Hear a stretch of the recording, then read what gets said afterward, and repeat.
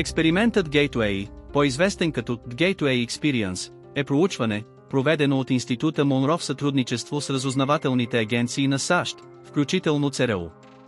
Основната цел на този проект е да изследва възможността за разширено съзнание и използване на психическите способности за стратегически и разузнавателни цели. Програмата се основава на идеята, че човешкият ум може да достигне състояния, които позволяват астрална проекция, телепатия и дори дистанционно виждане. Gateway Experience започва като изследователски проект на Робърт Монро, който през 50-те години започва да документира своите преживявания на извънтелесни изживявания.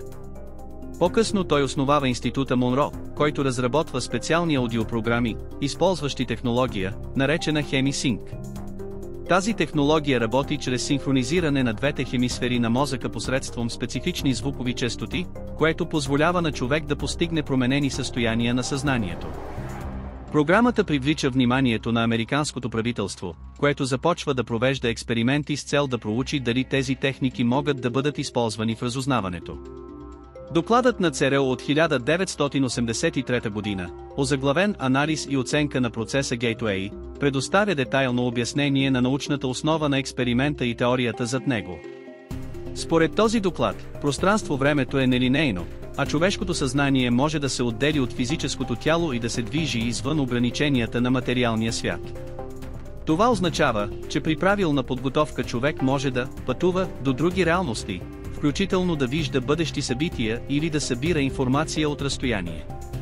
Методологията на Gateway Experience включва серия от упражнения за дълбока медитация, дихателни техники и аудиостимулации, които насочват мозъка към състояние на висока когнитивна координация.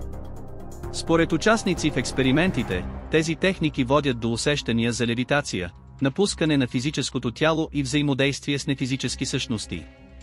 Някои твърдят, че са могли да посещават места по света или дори да навлизат в алтернативни измерения.